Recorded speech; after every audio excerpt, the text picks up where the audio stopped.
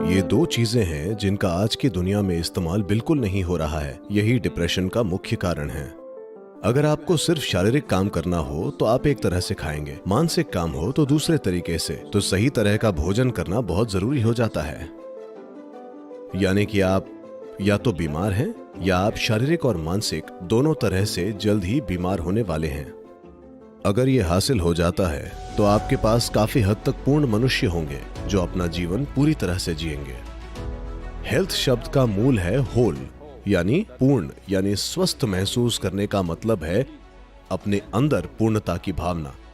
ऐसा होने के लिए हमारा शरीर जीवंत होना चाहिए, हमारी शारीरिक ऊर्जाएं जीवंत होनी चाहिए, हमारा मन खुश होना चाहिए, भावनाओं में उत्साह होना चाहिए। तभी आप पूर्णता की भावना महसूस करते हैं।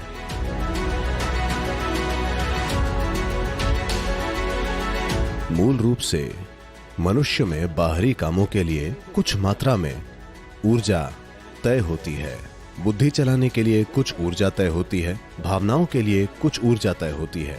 इसी तरह अलग अलग ऊर्जाएं तय होती हैं। ये हर व्यक्ति के लिए अलग अलग होती है, पर आमतौर पर जो ऊर्जाएं तय की गई हैं, विशेष रूप से शारीरिक काम और भावनात्मक आयाम के लिए, ये दो ऐसी चीजें हैं जिनका आज की दुनिया में इस्तेमाल बिल्कुल नहीं हो रहा है। यही डिप्रेशन का मुख्य कारण है। मेरा विश्वास कीजिए, लोग कई मानसिक बीमारियों से पीड़ित बच्चों को मेरे पास लाते हैं। मैं उन्हें सिर्फ एक बात बताता हूं, कोई खेल जो उन्हें पसंद हो, तैराकी, टेनिस, कुछ भी, और संगीत। These two things you bring into their life with अगर ये दो चीजों को आप उनके जीवन में लाते हैं तो 3 महीने में ज्यादातर बच्चे, 80 से 85% बच्चे काफी शानदार तरीके से ठीक हो जाएंगे, क्योंकि उनकी भावनाओं को व्यक्त करे बिना और भौतिक शरीर को पर्याप्त मेहनत मिले बिना वो पक्का डिप्रेशन में जाएंगे।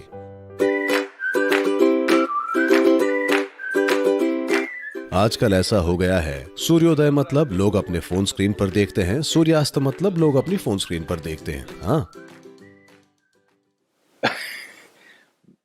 तो हमारे जीवन की मदद करने वाले और उसे मैनेज करने वाली सभी चीजों के साथ संबंध खो देना, ये भविष्य की एक गंभीर चुनौती होगी। पर ये एक चीज है जो आप कर सकते हैं। अगर आपके बच्चे हैं तो छुट्टी मनाने के लिए उन्हें मुंबई, बेंगलोर, दुबई या दूसरी जगह पर न ले जाएं।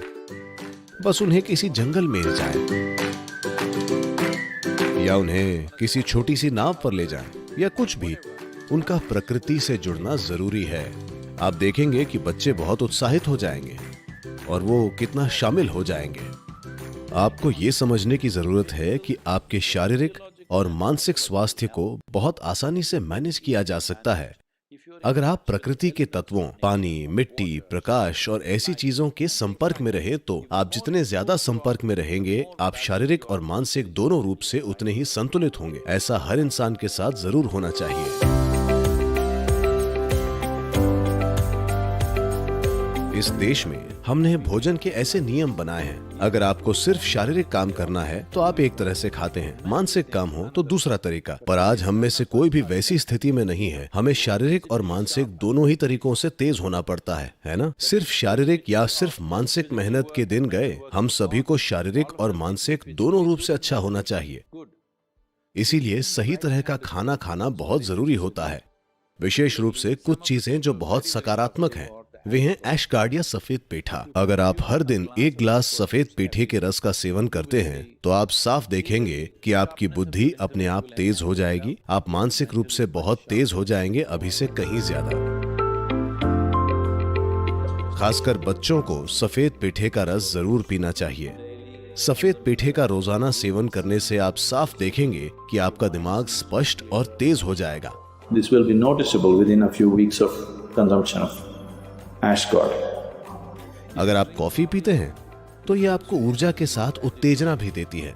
सफेद पेठे का जूस पिएं, इससे आपको भारी मात्रा में ऊर्जा मिलती है और साथ ही ये आपको बहुत ज्यादा शांत रखता है। शहद का रोजाना सेवन भी आपके लिए अद्भुत काम कर सकता है। खासकर आपके घर में बच्चे हैं तो शहद को अपने भोजन का एक हिस्सा बनाएं। मानसिक स्थिरता, शारीरिक खुशहाली और जीवन शक्ति, बस रोजाना शहद खाकर इन सभी चीजों को काफी बढ़ाया जा सकता है।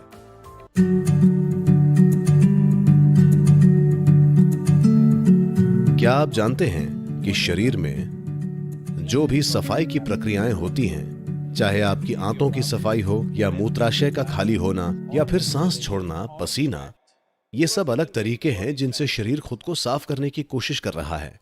इन सभी चीजों में सब लोगों के शरीर की काबिलियत अलग अलग होती है।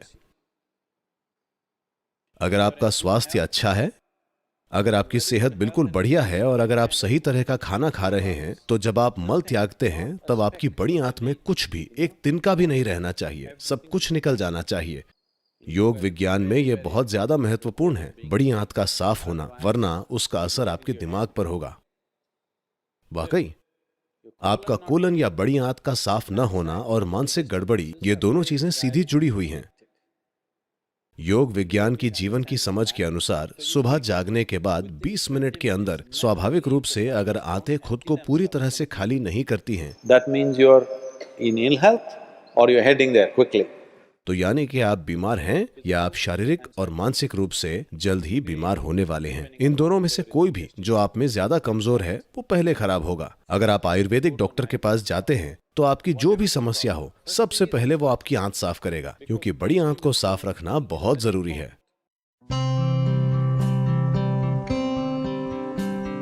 आपके पास अभी सिर्फ 4 चीजें हैं जिनका आप उपयोग कर सकते हैं: आपका शरीर, आपका मन, आपकी भावनाएं और आपकी ऊर्जा। अगर आप इन 4 चीजों को अच्छे से मैनेज करते हैं तो वे आपके लिए एक खास तरह का जीवन बनाएंगी। अगर आपके पास स्वस्थ शरीर है तो आप एक तरह से जिएंगे। अगर आपके पास एक बहुत ही स्थिर और तेज दिमाग है तो आप दूसरे तरीके से जिएंगे। अगर आपके पास स्थिर और उल्लासित भावनाएं हैं तो आप दूसरे तरीके से जिएंगे। अगर आपकी ऊर्जा उत्साह से भरपूर है, जो संतुलित भी है, तो आप दूसरे तरीके से जिएंगे। अब ज्यादातर लोग जो अपने जीवन में अलग स्तर की गतिविधि में हैं, उनके लिए इन 4 चीजों का उचित स्थिति में होना जरूरी है।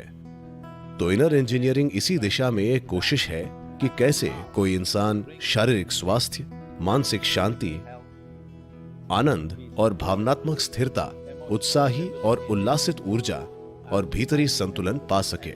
अगर ये हासिल हो जाता है तो आपके पास काफी हद तक पूर्ण मनुष्य होंगे जो अपना जीवन पूरी तरह से जिएंगे।